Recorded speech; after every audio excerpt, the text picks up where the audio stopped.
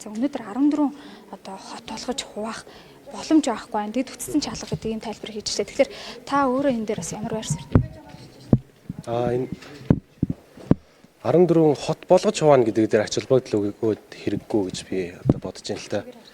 Яагаад 14 хот вэ гэдэг нь болохоор энэ засаг захиргааны нэгж болон төрийн үйлчилгээг 20 минутад хүргье гэсэн тийм зорилт, үндсэн зорилго байгаад байгаа. Яг 14 болгож хуваах үгүйг нь бол хил зааг нь бол тогтоогүй байгаа. Засгийн газрын өргөн барьснаар улсын хурал шийдвэрлэнэ гэсэн байдалтай байгаад байгаа. Одоогийн байдлаар бол өргөн барьсан зүйл байхгүй байгаа.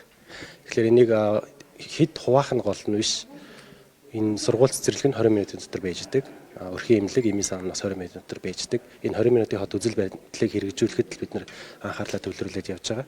Тэгээ цаашдаа ч гэсэн энэ байр суурин дээр байна. Тэгвэл яг хөө хэрэгжилтэн төрүүлээ явждаг. Дэд бүтцэн би болоог байгаа нөхцөлд энэ юу явах боломжтой юм. Дэд бүтцэн бэлэн болсны дараа хууль хэрэгжинэ гэдэг бол бас хот байгуулалтын салбарын хувьд бол жоохон өрөөсгөлтэй. Аль нэгэн зэрэг хэрэгжүүлээд явах хэрэгтэй. Хариуцсан хүмүүс нь ажиллая гэж явах юм бол аль талдаа хэрэгжүүлэх боломжтой л гэж бодож байна. Өөрөлдөөс одоо жишээлбэл аймгийн статусыг хот руу шилжүүлэн за суманд хороол болно ч гэдэг юм уу. Ингээ бүхлээр нь улсын хэмжээнд авч үзэл өөрөө үндсөөлөн зөрчил рүү орох эрсдэлтэй байна гэж үзэж штэ. За өнөөдрөөс ажлын хэсэг хуралдах чинь. Тэгэхээр бас бид нэр үндсэн хуульдаа нийцүүлсэн хууль тогтоомжийг нь гаргаж мөрдөх хэрэгтэй юм шүү. Тий. Хот гэдэг стат бол үндсэн хуулийн дээр байгаа. Тэгэхээр үндсэн хуулиар бол дагаал явж байгаа зөрчилдсөн зүйл бол байхгүй. Улаанбаатар хотын хувьд бол дүүрэг нь одоо хотын одоо статустай болох юм үгүй юм уу те. Орон нутгийн хувьд бол аймгийн төвүүд бол өөрсдөө хот болох ёстой. Энэ дээр бол би санал нэг байгаад байгаа.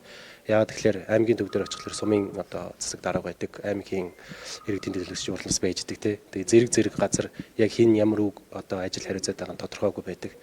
Тийм учраас эднийг нь тодорхой болгоод хот суурин газрын одоо төрийн үйлчлэгийг нь л яг оновчтой хүргье гэсэн тийм зорилт байгаа даа.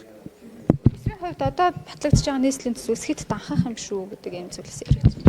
Эсрэгээр урсгал зардал багасгаар төлөвлөж байгаа. Нийслэлийн хувьд ярихад одоо 200 гаруй хороо байна. Хорон дээр үзүүлдэг үйлчилгээний 87% нь цахим Монгол руу шилжиж байгаа. Монгол руу шилжиж байгаа байхгүй. Тэгэхээр одоо хорооны байран дээр 10-20 одоо төрийн үйлчилгээний ажилтан байх шаардлага байгаа мó үгүй мө те. Эсрэгээрээ яг ингээд хүн хүч дутагдаад байгаа боловсролын салбар байна, эрүүл мэндийн салбар байна. Тийшээгээ илүү төлөхөө үйлчилгээгээ хангамжтай байлгах, хүртээмжийг нь дээшлүүлэх гэсэн энэ дээрээ төвлөрөл явах хэрэгтэй гэж бодож байгаа. Тэгэхээр төрийн процессыг л одоо дахин инженерчлэл буюу оновчлох ажлыг л хийгээд байгаа гэсэн. Төвлөрлийг задлах дээр бол 14 хот дээр одоо гол төвлөрөөд хийх гээд байгаа зориод байгаа ажил нь бол дэд төвүүдийг бий болгох нь хамгийн том зорилго байгаа. Сэлб дэд төв, Амгалан, Толгойд, Дамтаржаа гэсэн ийм газруудыг те дэд бүтцийг нь барья гэж байгаа. Хотыг тэлэх гэж бас манайхан жоохон өрөөсгөл буруу хандлагатай зүйл хийлээд идэг л да. Бид нар дэд бүтцэл тэлэх хэрэгтэй. Хотын газар нутгийг тэлээл ах юм бол одоо гэр сүрэн газар улам тэлээлэн гэсэн үг. Буюу дэд бүтцгүй хот сүрэн газар тэлээлэн гэсэн үг. Тэгэхээр хотыг тэлэх гэж ярих биш. Дэд бүтцийг тэлэх хэрэгтэй буюу тэрэн дээрээ төвлөрөөд төр ажиллаа хийх хэрэгтэй гэж бодож байна.